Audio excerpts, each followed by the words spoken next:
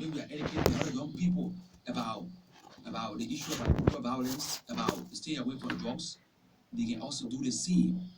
So today we have the founder of the initiative for the development of former child soldiers.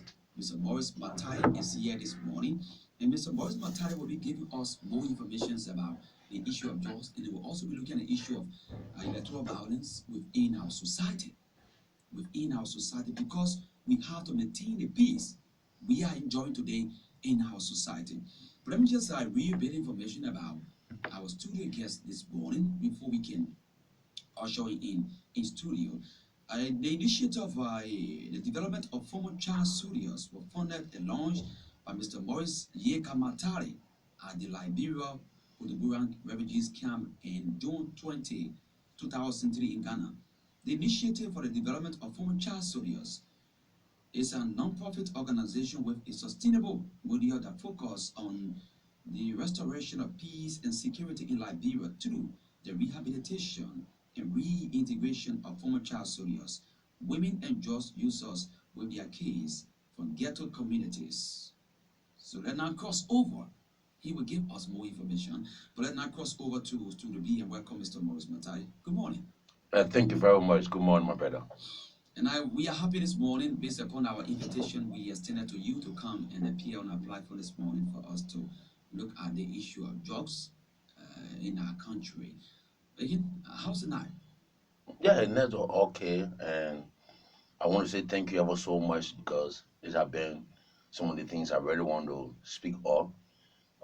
And it's in our, there's a project that we should also advocate for the minimize of drugs and the reduction of the user to turn it into a positive instrument. Let's get information about who is Mr. Morris Matari in Liberia. Oh, Mr. Morris Matari, he he was born on the union of Mr. Matari, and he grew up here in Liberia a little bit at the age 11 and got involved.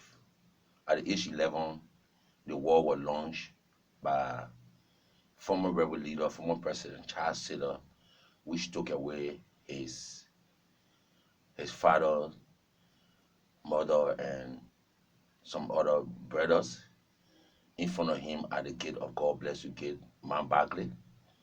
And those same rebel that did that to him took him and recruited him as a child soldier, which he participated for 10 years. In 2004, 1990, July 26, in July 27 to 2001, where Maurice Matari, he was on the president motorcade by then, and he was the third man command on the president motorcade as operation man. And you look at his other friend of his age, they were in school, and even people that he was guiding, like the the stakeholder representatives, the children of the same age, were going to school, were in school. So he thought about it, but I can do the same. But in the process, Maurice Matari had two kids, uh, Sweetie Matari and Joe Matari, where he thought that he could make a change to take care of his kid, like how other people are taking care of the kid. And he feel his coming back into the city from being from being a rebel and working in the government, he felt that he could gather some money, and there was a lot of opportunity that he could give it. So Maurice Matari went to Ghana to rebuild his life, and where he was trying to rebuild his level, all of those challenges coming across, which has to do with stigmatizations, discrimination, and bad stories were told by other people for Maurice Matari. Maurice Matari withstand those challenges. And in 2002, the warlords from Liberia, Ivory Coast, came to re-recruit us so that we can go and fight in as Ivorian soldier, where the Liberian too, the politician from Liberia came to also re-recruit us to come and fight our Lord Rebel, where I told some of my people, some of my friends, because we were men from different faction in the Bujumbura refugee camp. So I told them, I said, gentlemen, remember that we fought for so many years, that for me for 10 years, and today what I just getting is hate, discrimination, stigmatization, that what I just getting. Nobody want to talk to me on this camp. I'm kind of alone. All of the power that I had is no more. So I barely eat at times. So I'm not going to look at a dark opportunity to see it as a way of life. Because after from here, going to Ivory Coast fighting as Ivorian army against our own brother who are rebel in Ivory Coast, who came from Liberia, it made no sense. And besides, we can make it different. So that when the dream came and I went to the UNHCR with you guys, UNHCR office, to the Welfare Council office, and anybody from Bujumbura camp, listen, you can call and testify. And I was able to campaign against the re-recruitment of former child soldiers to come and fight in West Africa, in which the UNDP, UNESCO, Amnesty International, Save the Children, they all came to help us. And today, Maurice Matari is a brand new man who contributing to his society positively. You just explained more about your involvement into the Liberian Civil War, and people are listening, and that's why when we met you for the first time, we extended our invitation to you to come and just explain to us, because these are people who we need in our society, people who will come out to explain their story to all us. That if I was involved into this down the line years back, and today I'm contributing to the growth and development of my country. Somebody down the line, some of our brothers and sisters are taking in drugs.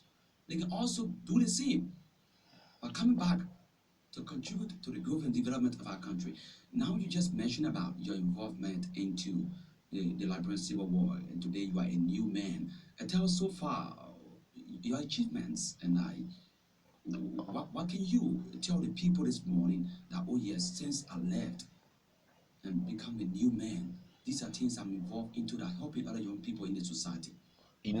Positive transformations comes from the hearts of every man. The willingness to change is the willpower to be positive.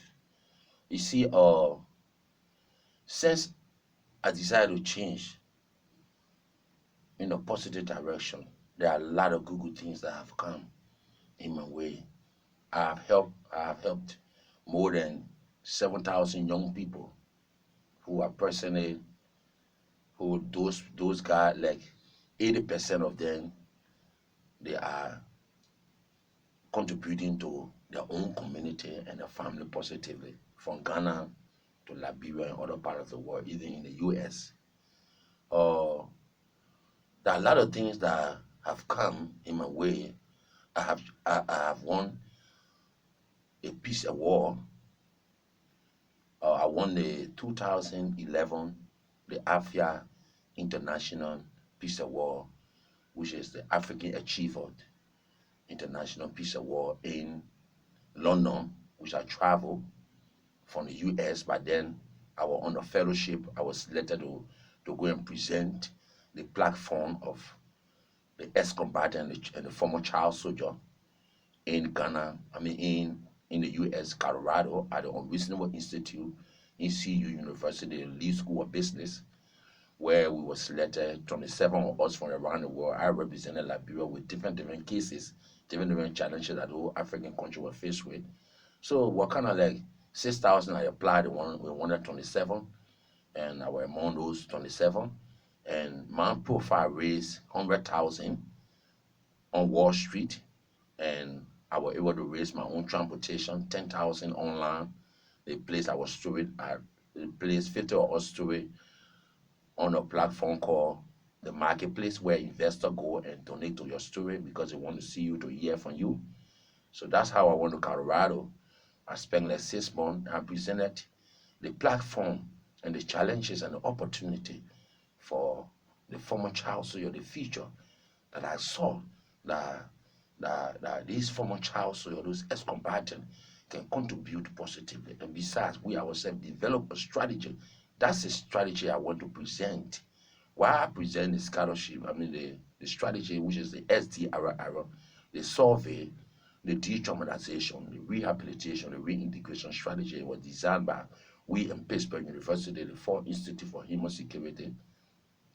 So we, after presenting that, I received a money 27 on us, where we have millionaires, we have people like HP, the computer HP. Yeah. He personally gave me 20 computers. Yeah. And I traveled to Silicon Valley. I presented in 5 states in America. I presented in San Francisco hub, New York hub. I presented in Boston hub. And I was just traveling and telling the story of former child, so how we were misused, and personally we are marginalized by our own people, because we don't blame our people for marginalizing us, because they don't know what we went through.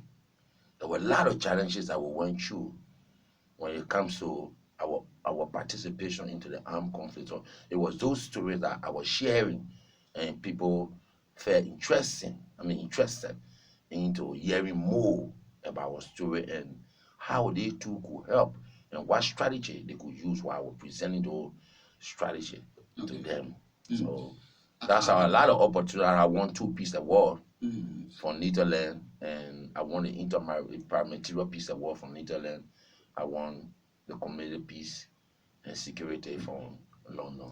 I was just driving around for people to know who is our studio guest this Yeah. morning, and I know that we will be joined by Bafoko, who will also be here too on this platform where we look at the issue of the effect of drugs on the young people in our society. Let's now hear from you, Mr. Matari. What do you know about narcotic drugs?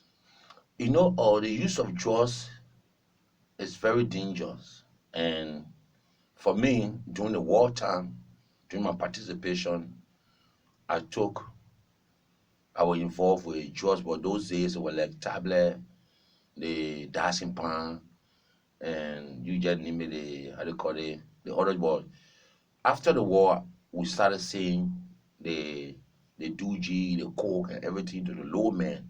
You know, so we look at our society today. Just spoiling our society, and even make it harder for us to achieve our goal, because just is kind of so to the lowest man. Can you imagine farmer right now taking drugs? You just think that beginner, but just go St. John, and they get a village in St. John I visited. The boys and they created their own village. They digging gold, but they have their own village where the Nigerian men sit down in the bush. One of them took me there, and they just smoking while they are there sick, and they are dying in numbers, and people burying them there. They get their own graveyard there. Can you imagine? Those butchers just have spared there. Farmer can go and be gonna go brush. He smoke drugs and go brush. Somebody gonna go cut palm, he smoke drugs and go cut palm. It's because we believe that national government has not put strong law in place, strong law in place that will protect the young people of this country. You understand? Uh, the last time I was talking with the late DEA commander, Marco Sofo, and Sofio, I was speaking with him, and he told me that they were going to amend the law, and unfortunately, he died. So the strong law in place will help other NGOs like mine to have, let's say, to measure the impact on a larger scale. Because today, if they just caught you with few quantity of drugs, you will pay like 75,000, and they will let you go. Lawyer will be calling all over. Government involvement into the trade of drugs, making it harder, and promoting promoting crime, the high rate of crime, and besides, exploiting the human resources, and they are not paying attention. Today, the only topic on the news right now, voters. And remember those young people in the ghettos, majority of them are first-time voters, and besides some of them have not acquired card. They may like to, but after voting for you, what happens? What happens? All these people, even for my heading time, we wrote the former president, my heading, 12 letters. 12 letters. And there was no response. Today, I sat with the president when he was not even a senator to one of his kinsmen or Thomas father. We spoke on these things. And he promised that these things, they are going to look at these things to be a priority. The uses of drugs for our young people. Can you imagine a young girl can get access, sorry to say there on the air, can have access just for a piece of drugs that costs like $300, and maybe once that person can provide it every day. She just sleep with the person and just sleep with, you see young children from school. The drugs are enter the school in all forms. But why young people are really getting involved into the issue of taking in drugs? I know someone say, because you will not see the condition of your friend. Maybe John Brown, you all grew up together, and after 2 years, and John Brown complexion just changed because you're taking in drugs. And you also going to follow his footsteps. Why really encouraging the young people to get involved into this? A solution, because we see that the men don't have anything to do. There is no youth program. There is no youth program. Today, some morning like this, if you just went into the ghettos, you'll find 20% of young people just sitting there and getting high and just talking nonsense. You understand? But if you have some other programs that will occupy the space, today we don't even hear people speaking about innovation on the air. We don't hear about people talking about entrepreneurship on the air. And all the young people, all those young people you see today, they are greater people for tomorrow. Because those guys, they have their own talent. I never knew I had a talent in me. I swear. I never knew I could even or talk to somebody to help another person. I never knew that. But it just came up because I was waiting to receive it. So today, the young people, the drugs, they trickle down effect on the young people in a negative way, even including their own generation that they are bringing up. Today, people kill them when they find them stealing. The police will be there, they will be killing those boys, and which is wrong. Today, we don't have space to keep them. The police grab them, the DEA grab them, put them into jail, they come right back outside, and it goes right into the ghetto again. So there are a lot of things the DEA, the police, the national government, even country need to decide what to do to tackle this problem. Because if just one country start to say, okay, drugs will not take over our country, but we are going to join to build a rehab center that we can send our boys to, support them so that they can come and work for the country or work for the country, the country at large. It will be better. Okay. Other country will take that. Mr. Matali, I will get back to you because this is very important. I will get back to you, but let me go to Farafoko. I think, yeah, you listen to Mr. Matali, discussing, looking at the issue of drugs, and also giving the effect about drugs on many of the young people. Why you also know about drugs? Well, thank you very much for the offer of the question. The issue about drug concerning young people, you ask the question, why young people? Young people because their upbringing has an adverse effect on that. The parents today are not cognizant as to how the children are going out. That's one. The next one is the environment. The environment is polluted with the drugs. The third one is government has no mechanism in place to be able to control the issue of drug trafficking, the issue of the sellers within the market. What are those mechanisms you expected from government? That is a law that will be implemented that will squeeze those who supposed to or who are bringing in drugs, those who are smoking a drug or the drug user, give them punishment. But they, as he said, the DA will arrest them, keep them for a few times, you see them back into the street or into the ghetto. Nobody is responsible to make sure, oh, this man was or he is a druggist. You got to place him in a place, take him from among the community or within the community and place him somewhere where he will learn. Take, for example, our DDR program failed us. You took the man, you took arm from him, you didn't provide anything. Look at Mr. Matali. It's an example. Nobody helped him, but his own conscience brought him and gave him the idea, and now he's a contributor towards the issue of our problem today. But sometimes the community dwellers will say, oh yes, we most often working in line with the DEA officer. They will come and tell us that we should get the information of our drug dealers within our communities. But after 1 or 2 days, they come and arrest them. After 1 or 2 days, see them back in the community. That's true, because every one of them are druggists. Those that are doing the arrests, those that are incarcerating them, they are all druggists. So this country Why do you think so? Why? It's because many of the time you will see them in uniform within the ghetto. Sometimes they will have their fatigue, their uniform, not uniform, but ordinarily dressed and be part of them. But you know them by face. You will see them. If they are broke, they go and harass those people and they give them some money and release them. Okay. Let me get back to Mr. Matari. Among the drugs that many of the young people are taking, I don't know if you really know about this. Which one really damaging the young people? Because some will say, well, many kinds of drugs that young people are taking, but which one is really damaging them? Oh, you see the one that are used in the school. We find tramadol in the school because it's easy to carry. Even some of them sell it in the school. But the main one that really affecting them is the 2G. They want to take on the cloth. The 2G. Yeah, the 2G. They want to take on the cloth.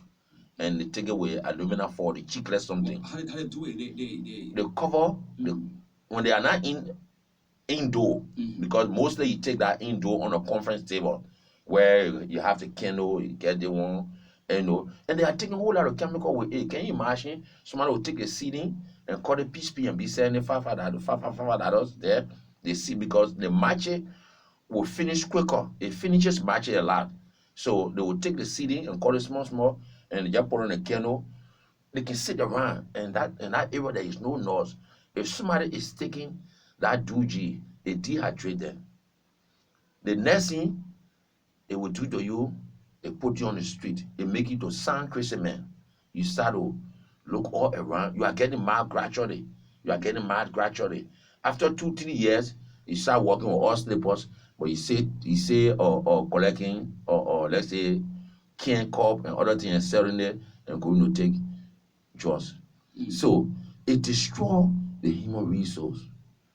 It destroys it to madness. There are many young people today who just walk the street, they're talking about themselves, and they're acting like crazy people, but they are not crazy. It's because of the drugs. Because even if you just took somebody to go and rehabilitate them, after that, the person don't have a strong heart, they will go back into ghettos. All because government don't have a strong law. Government arrest, investigate, and release. They see people that are selling the drugs, they see people pay due to governments, agencies, and workers. Okay, Mr. Matali, let's take a few calls on the program this morning. Then we'll also ask you what are those programs that government can put in place to help young people not to get involved into this. 088-062-0203, 088-062-0206 are the numbers to call this morning. You listen to what we are discussing, mainly focusing on the issue of drugs in our society, damaging the future of many of our young people. And we invited Mr. Matale this morning to come and explain more about the issue of drugs and what national government can do concerning this and what should be the role of the citizens in fighting against this. So keep your calls coming in. Let's talk on the program as we talk more with Mr. Matale on the program 088-0620203. Good morning. Good morning. Good morning. Good morning. Good morning. Oh, stay away from your radio. Stay away from your receiver. I beg you, if you call, stay away from your receiver. Please stay away from your receiver. That's the only way we will take you on the line this morning. So keep your calls coming in. We are discussing about issues affecting our young people, most especially focusing on the issue of drugs. Good morning. Good morning. Yeah, stay away from the radio. My name is Bono. Jenna Bono, you near the radio? No, I'm near radio. But the background, no, okay, go ahead now. Go ahead. Yeah, what I want to say is, our country Liberia today we find ourselves. We are the problem to our own self, our government. Because one day I pray that if your child do something, and you try to put a child on that kind of education, that child will go and sue you. And the police will ask you that you must your child must explain. All the things there, so today in our country, that is just our taking our country, our children, they go all ahead and there is no control. They go at the cost for what are going on. Okay, thank you. Thank Yeah. you. Thank you. Good morning. Good morning. Yeah, good morning. How you doing, Ines? I'm doing great. I guess this is Darlington Gumu. Yeah, this is C. Darlington Gumo, Kupu Darlington Gumo. I'm calling from Kevin Street. You're live on the program this morning. Let's hear you. Thank you very much for hosting my brother, my small brother, Maurice Matari. Let me just try to explain or think back. Maurice Matari came through the way of the people as a child from that time he told you. I'm a reference to it. I was very happy when I saw Maurice Matari back in Basel, telling me he initiated. I knew when he left me here. But I think Maurice Matari made well for the people of this country, not just Basel. You come from the child soldier background with the story he explained that is 100% exact what happened to him. So, Maurice Matari, I just want to encourage you, my dear brother, do your best to extend all my support. Anything that you wish, that you think I should add on to what you're doing, just call upon me. I'll be there. Thank you very much. I wish you well. And by the grace of God, we'll work with the young people who are vulnerable, who are in drug addicting, even the vulnerable girls that are in drug addicting, that are causing them to be involved, and the kind of drugs they are taking. We'll try to help them to build up their capacity so that tomorrow to be useful in our country. So Thank you very much, my brother. Thank you. Good morning. Yes, good morning. Good morning, Ines. How are you? I'm doing great. Tell us, Anima, where are you calling from this morning? Well, I come from Godson community. This is God's here. Mr. Class, you're live on the program. Let's hear you. Thank you. And good morning, Matali. Yeah, good morning, my brother. Well, it's not something strange about this young man. He's a child soldier. He's a combatant. Taking a lot of the classes, but it was something like what quick impact to me.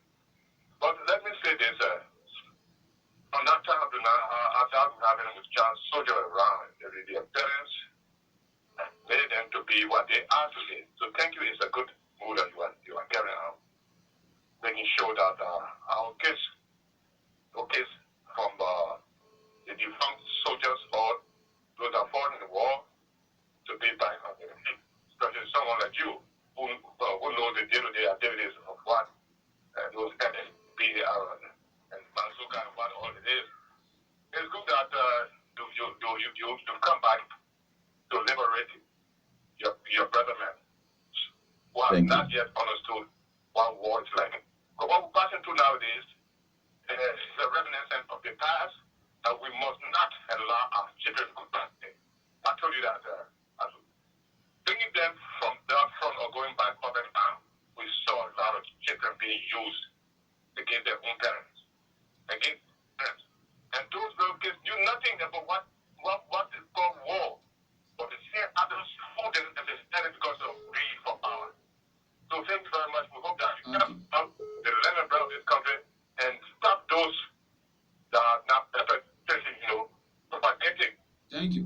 Mr. Class. the hand of war. Thank you. Thank you. Thank you, brother. Good morning.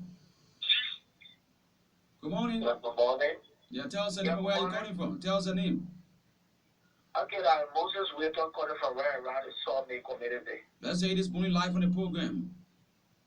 Okay, my brother, as a military, so even our citizens, even you, but one thing I want to stress on is that this drug issue is very serious in this country because our little brothers and sisters are growing in this process and they are getting so wise. Now, the government needs to see action concerning about that because when I look at those people are at the back further of the drugs, but those who are bringing those drugs in this country, the government need to pass a law, serious law on that, that when those people are arrested, let's deal with them. Because what I'm saying, if we don't come, or if we don't get together and what to be done immediately, years to come, there will be so serious problem in this country. Because people are attacking people on the road just for a little food, $10 food, just to go and taking drugs. So people plastic bags and other things, you know why they are probably taking the drugs and then they want to go take another one. So whether the government need to take serious action on those who always bringing drugs in this country. That when they arrest them, because I observed that the drug has no law.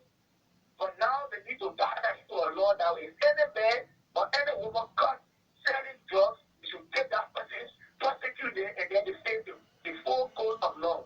Thank you. Very much. Thank you this morning. And as we await your calls on the program to interact with Mr. Morris Matali and Pafoko this morning, discussing more about the issue of Pafoke Horace. Pafoke Harris this morning. And we can keep your calls coming in, but let me go back to Mr. Pafoke Harris this morning.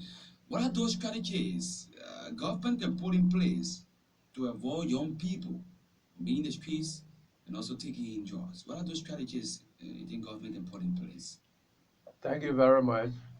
Once again, I'm J. Foke Horace. I am the County Director of IDEFOCS, the Initiative for Former Child Soldiers, Grand Bassa County. Strategies, if we're talking about strategy, we're talking about the way in which to positively look at things and see how we can use the strategy or the means at which we want to be successful with the issue.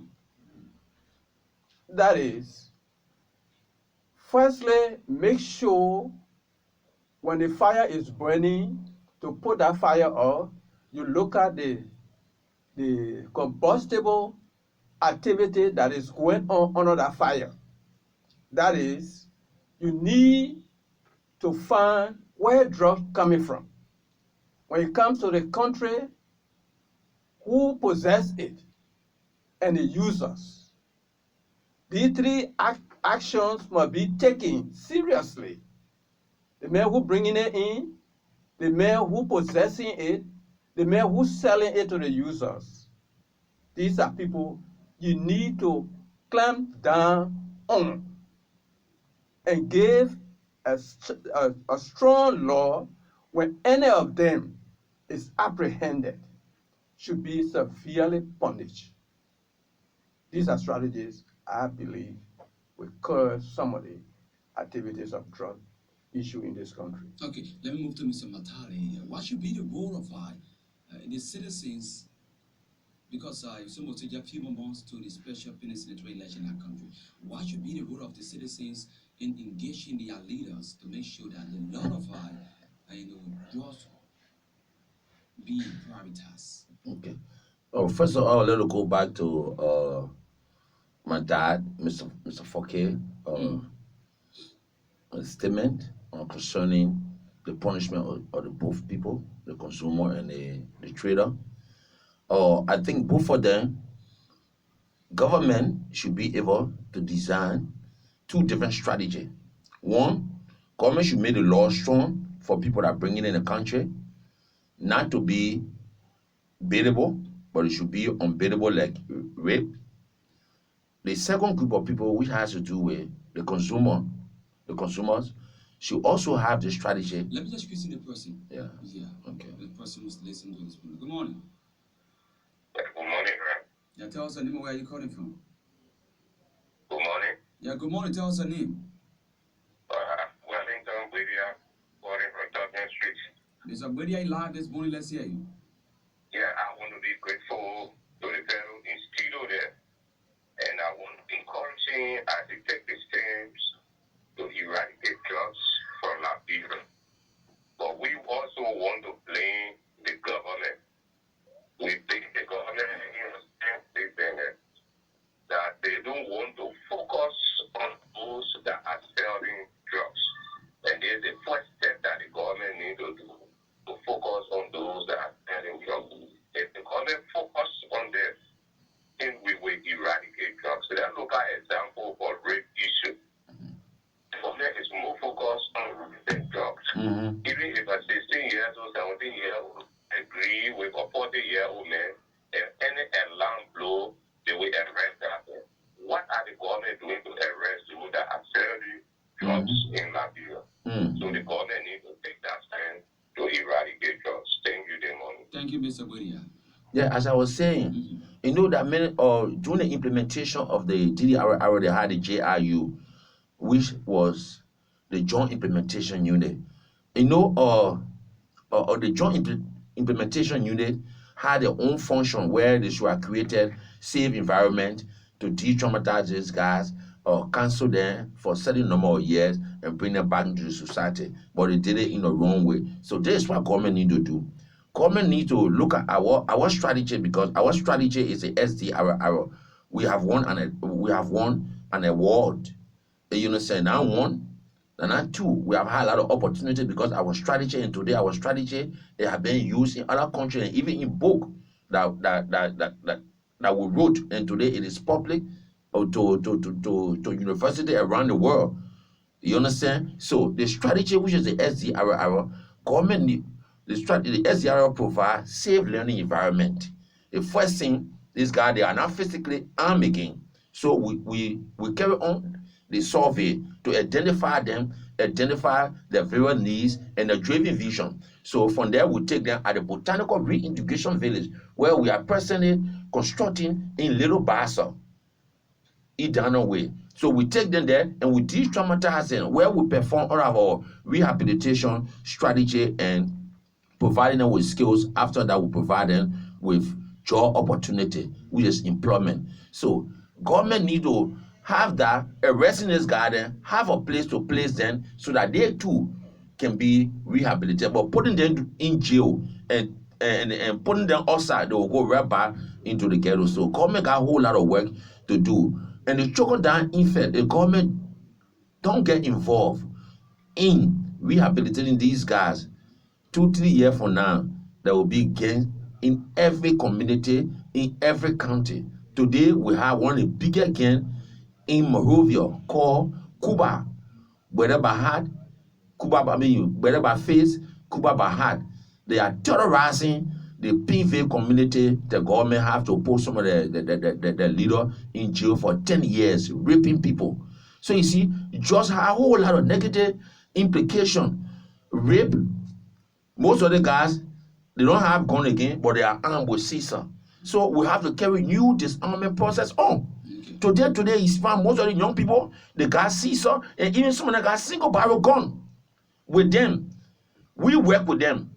We have been working with them from 2003, can you imagine, till now, from Ghana to Liberia, a whole lot of experience and a whole lot of things we have seen. Even some of the bigger armed robbers, we have interacted with them.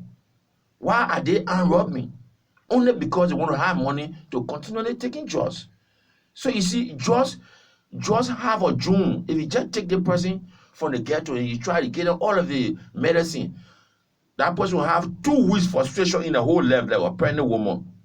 They will never feel uncomfortable. They will never feel comfortable. They will always be in the state of dilemma, where they want to go back to take the drugs. Sickness coming, all type of sickness will come up.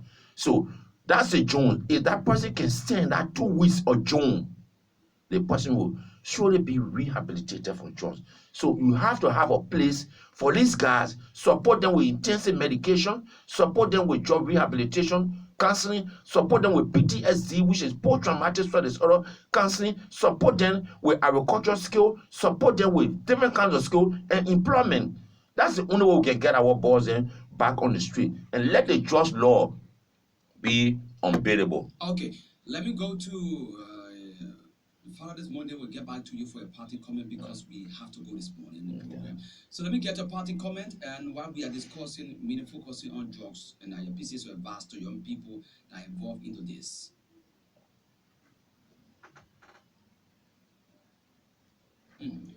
Thank you very much. First of all, let me thank the management here for allowing us to come over to educate our drug users, importer as well. My parting word to the community and to government. As you heard from callers and from ourselves, the biggest problem lies with the government. Government must be able to put in place mechanism or activities that will curb the importation of drugs, that will arrest drug user or sellers, so that our community will be safe. Now we are vulnerable to drug user because of crime rate increasing. Thank you. Thank you. Let me go to Mr. Maurice Matari, a parting comment. Yeah, thank you very much. I just want to say, for me, you think big, you start now, but very small. I would let you encourage the caucus of this county. Let them come up with their own strategy how to tackle this, because drug business is individual and it's national issues. Some people, some family fighting their own child or their children to leave drugs. So let the county be able to even join us, because the caucus knows about us. I have met the Honorable Nyomdi Kanga. I have met or the Honorable Weston Kafine. I have met the Honorable Charles Var. We were just talking when you were in Sweden the other day. I have met or how do you call the guy, the other senator Kape. I have met Kape at his house and we discussed. For Fine, I have given him so many letters and implementation project report on his sent it at his email. We met one time on a bypass at his office, and unfortunately, I have to travel. And when I came back, I met up with the CDC election on. So I have met all of the caucus. So they need even including the present superintendent. I have met in his office. We had an interview with my international journalist. So they need to come together so we can have a meeting. We have the space. We have the land space. When I came from Sweden in 2013, I brought a Swedish woman and she bought 3 acres of land in Little Basel. The woman, somebody who is not of our color or even citizen, came from Sweden because I told her that I wanted a land. She said, I will go and see the land and buy it. She built the first 5 bedrooms there for us. She said, you can talk to national government now.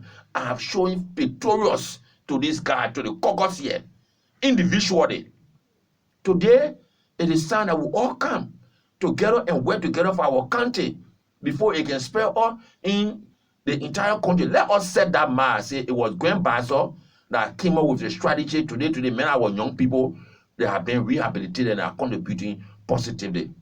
And let me tell you, young people, our vote is very important to us. It is time that we stand up to tell our lawmakers and our leaders that we are want to put in power or they are president in power, to tell them this is what we want. We want to be free because we are impressing in our own homes, in our own country, in our own country. We want to be free. And how can we be free? Let them help us to rehabilitate us. We want that the president promised and he has not done anything. Western Ghana promised, they have not done anything. Or offended them, how to call it, or Yumi Kanga, then they said they're going to visit our camp, they have not done anything. We know that they are there looking at us. Let them not be the promoter of drug trade. We know that they are not. But if they keep silent, we are going to accuse the entire leadership of the country for marginalizing and promoting drug trade so that we can spoil.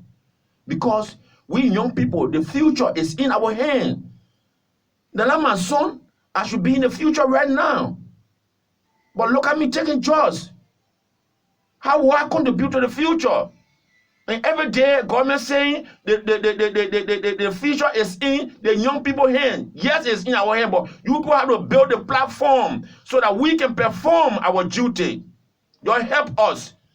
Join us so that we can build the botanical reintegration village right in your own backyard in Little Basel. We have the SC, our strategy. So young people, when you're talking with these people, for me, I'm not a politician. When you're talking with them, you tell them this is what we want. We want to be free. Freedom is our goal. Thank you. Okay, thank you, Mr. Morris Matari. Thank you for responding to our invitation this morning to come and help educate young people on our platform this morning. Thank you. Thank you very much. And of course, I say no to drugs. Say no to drugs. Yeah, different interview, yeah. So the meeting is starting at Baba, having a teen, afraid of that. To get